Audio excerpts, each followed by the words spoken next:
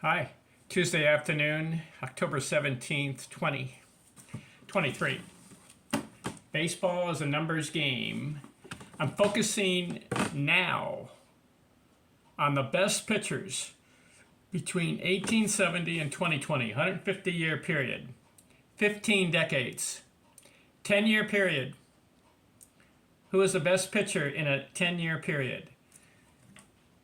So what I decided to do was to focus on Hall of Fame baseball pitchers. Can't take all the pitchers from the past 150 years. There's too many of them. But those who made the Hall of Fame, which ones during 1870 and 1879 were the best? I count three in that decade who are in the Hall of Fame. Al Spalding, John Ward, Bud Calvin. Did you know the pitching distance was 45 feet in the 1870s? So the hitters must have had a hard time. But yet, according to Baseball Reference, there were good hitters back then in the 1870s. Jim O'Rourke, John Ward played in the 1870s. Let's see, who else? Cap Hansen, King Kelly, Dan Brothers. They played in the 1870s. They got hits.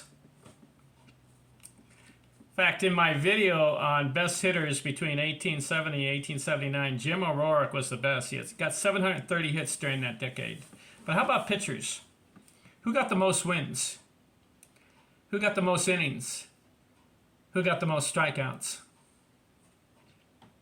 Al Spalding, 252 wins during that decade. Did you know he only pitched 7 years and got 252 wins? According to Baseball Reference, I've got it here. He started, Al Spalding. I'll put him right in here. Al Spalding. There he is. Did you know he started in 1871 and won 19 games? 1872, 38 wins. 1873, 41 wins. 1874, 52 wins. But that wasn't enough, because in 1875 he wins 54 games. And in 1876, 47 wins. So Al Spalding, in a 7-year period, wins 252 games, pitches 2,886 innings, strikes out 248. Strikeouts are really low. How do you pitch 7 years and only have 248 strikeouts? Career. I don't understand that stat, but that's what happened. Second pitcher in the 1870s in the Hall of Fame, John Ward, 69 wins. But he only pitched 2 years. Pitched 1878 and 1879 and won 69 games. So he didn't pitch the whole decade, like Spalding. 921 innings and 355 strikeouts. And then the third pitcher who made the Hall of Fame as a pitcher, Bud Calvin, 41 wins. Again, just a couple years toward the end of the decade.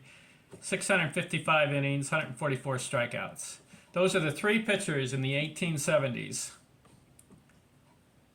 So we can say that Al Spalding dominated the decade as far as pitchers in the Hall of Fame.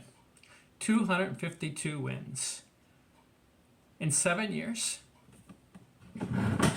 Well, I got my calculator. 252 divided by 7. He averaged 36 wins a year. He pitched 347 games. He lost 65 of them, but won 252. He completed 279. This is incredible. How did he do that? Because back then in the 1870s, pitcher got on the mound, pitched the whole game, didn't come out. And how many games did they play? It's about 70, 80 game season back then in the 1870s.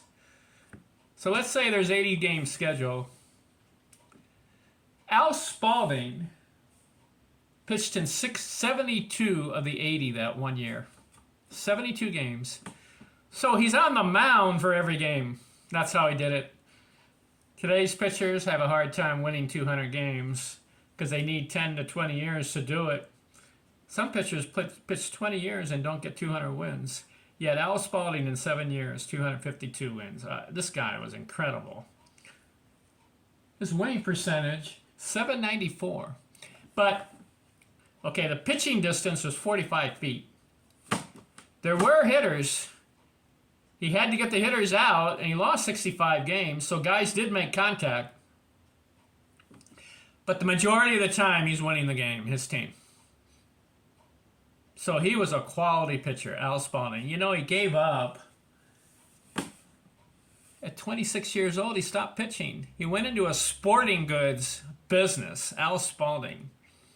So we have Spalding baseballs, right? And merchandise. What an incredible guy. All right. That's the 1870s. What I'm going to do in these videos, I'm going to go through the next 14 decades, 140 years. Every year, a 10-year period, I want to see who are the best pitchers and those in the Hall of Fame. So bear with me with all these videos, okay?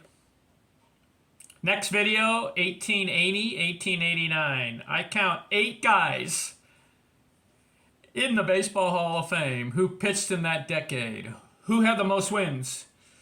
Who had the most innings? Who had the most strikeouts? And we'll go year by year until 2020, okay? Thanks for watching.